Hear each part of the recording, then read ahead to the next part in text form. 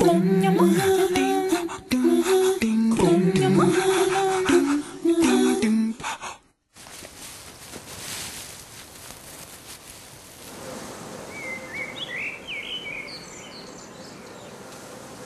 est différent des autres, de toute manière. Autant le faire voir déjà sur le... Voilà. Mais on a quand même d'autres thèmes très importants quand même dans cette gazette. On a beaucoup de belles plantes ornementales. À Nice, Michel Courboulec, c'est le créateur et directeur de la Gazette des Jardins, une revue diffusée dans toute la France. Pourtant, la cravate et les aéroports correspondaient plus à son univers de départ. Là, on est dans une olivrée de la Trinité. C'est un endroit où j'ai vécu jusqu'à l'âge de 20 ans. Et j'ai fait des études assez longues, des études juridiques et des études de droit international.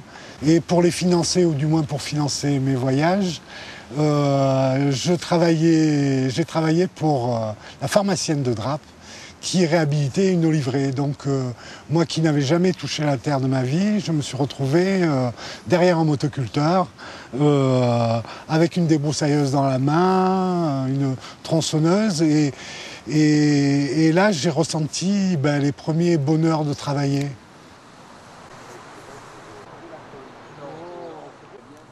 Donc là tu mets combien, 5-10 cm? Voilà, entre 5 et 10 cm de compost au sol. Et il y a eu un moment où l'allergie à la cravate a été plus forte que tout, quoi. Je viens très souvent dans le jardin botanique de la ville de Nice parce qu'on peut y faire le tour du monde en une vingtaine de minutes. Et ce jardin qui est vraiment bien développé maintenant, je l'ai connu tout petit. Et là, j'ai connu l'ingénieur de la ville de Nice, Gabriel Alger, qui s'extasiait sur des plantes minuscules qui sont devenues des arbres remarquables. Et c'est là où j'ai pris le virus de la botanique. Donc j'ai créé une entreprise de jardin. J'avais aucune compétence particulière. Tout le monde faisait ça. C'est-à-dire ratiboiser les arbres, débroussailler tout le temps, tailler au carré et oublier un petit peu la diversité végétale. Et en fait, j'essaye de me faire pardonner parce que j'ai coupé beaucoup d'arbres, j'ai mal taillé beaucoup d'arbres, j'ai traité avec des produits très peu sympathiques. Je m'en suis rendu compte assez vite. Au bout de 1-2 ans, j'ai changé mes méthodes, mais je suis redevable. Je suis redevable à mon environnement, donc j'essaye de me faire pardonner. Et puis le sort a fait que j'ai eu un problème physique et que je n'ai plus pu marcher.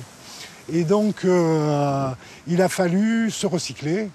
Et comme j'avais déjà acquis pas mal de choses en jardin et que je connaissais un petit peu l'informatique, on a créé la Gazette des Jardins. J'ai jardiné dans des milliers de jardins.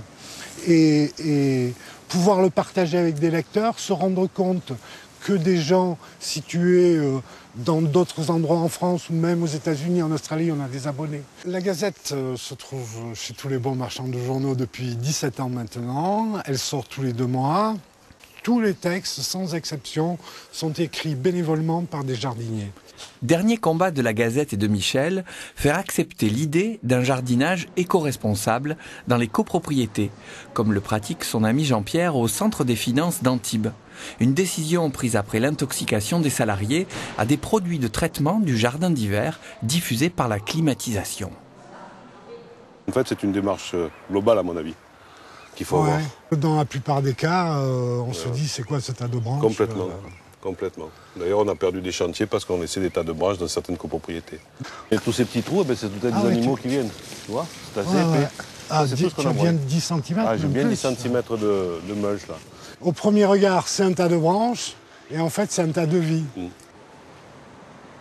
Disons que joindre l'effort physique et le contact direct avec la nature m'a apaisé et m'a même donné une philosophie de vie. Et plutôt que de jouer avec les millions à l'exportation, j'ai préféré jouer avec les bactéries et avec les végétaux. Et petit à petit, de découverte humaine en découverte humaine, j'ai rencontré des gens de plus en plus pointus dans leur domaine. Et puis maintenant, je suis considéré comme pointu aussi. Si le parcours de Michel vous intéresse, rendez-vous sur le blog de Parcours de Vie pour les détails et les coordonnées.